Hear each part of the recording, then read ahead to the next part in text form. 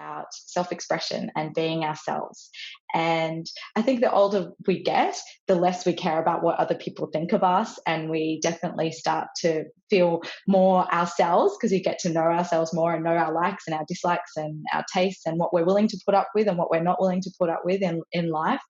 But there's also this little part of us that I believe, and certainly for myself, that's always felt like a bit of an imposter, like I've worn a mask.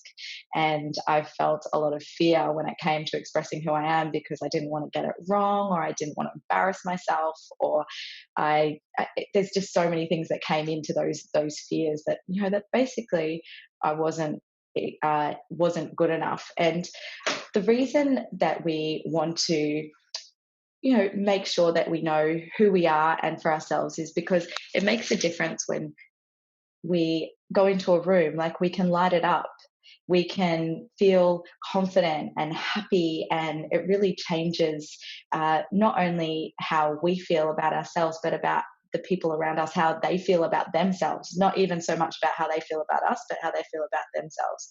So when we give ourselves permission to love ourselves, we give others permission to love themselves and be themselves as well.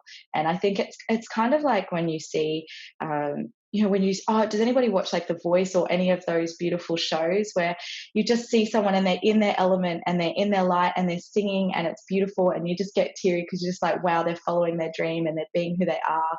And the amount of times that we've stopped ourselves from being big, when we play it small. And so really being able to express yourself and in your true essence and who you are really allows you to then shine the light for other people as well and light the way so everybody can feel better about themselves and be more themselves too. There's a famous quote by Marianne Williamson, and it's the one about it's not the darkness that scares us most, it's our light. Has everybody heard that particular quote? It's really beautiful. And yeah, that really makes sense to me. And so I want to be the best I can be, not just for myself, but for the people around me as well. And one thing that makes a big difference that I've found that has created a lot of doubt in my life is comparisons. And if you've heard me speak before, I talk about comparisons in terms of body as well, body image issues, but comparisons can come in lots of ways. So we see other people, earning more than us, or we see other people working harder than us, and then suddenly we feel like we're not working hard enough or doing the right thing.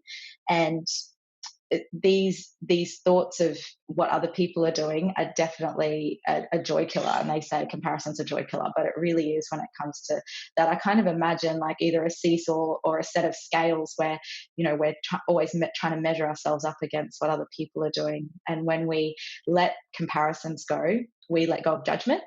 And there's this thing I always used to say, which was like, oh, if I was them, I wouldn't do that.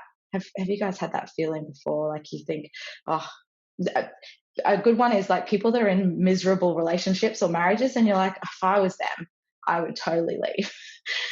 But the thing is, we're not them, and like the moon, we can't see everything from every perspective. So there's a reason that the people are in the situation they're in, and it's because of all of the life experience they've had and the society they grew up in. And so there's no possible way we could know what their perception is or how they're seeing the world.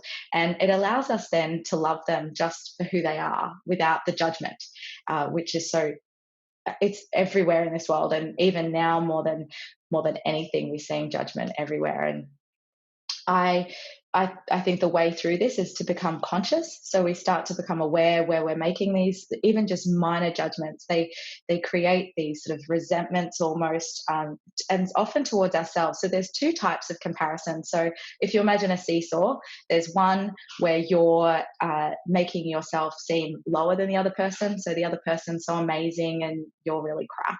Or there's the opposite, which is that really what we would talk about in terms of ego or something, or somebody that loves themselves, is full of themselves. Then that's where you're putting the other person down so you feel like you're on top.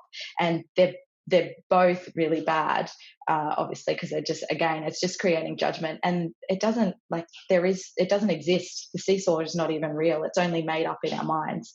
So letting go of these judgments, and the way that I do that is actually through forgiveness and also gratitude. So I very, very quickly notice when I'm making these comparisons, and I either one of two things. So a while ago, there was, I'm sure we've all met someone like this. So there was this girl, and she was all over social media, and she was always just full of makeup, and I just saw her as being really inauthentic. So I just made a judgment, like, oh, I would never be like that.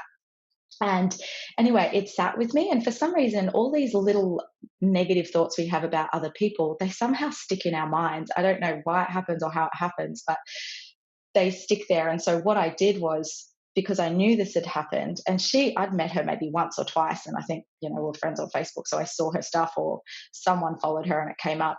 I ended up just messaging her out of this feeling that I felt that, I was slightly guilty for not thinking nicely of her, and just said, "Hey, I hope you're well. I was just thinking of you, and I think it's really great how confident you are."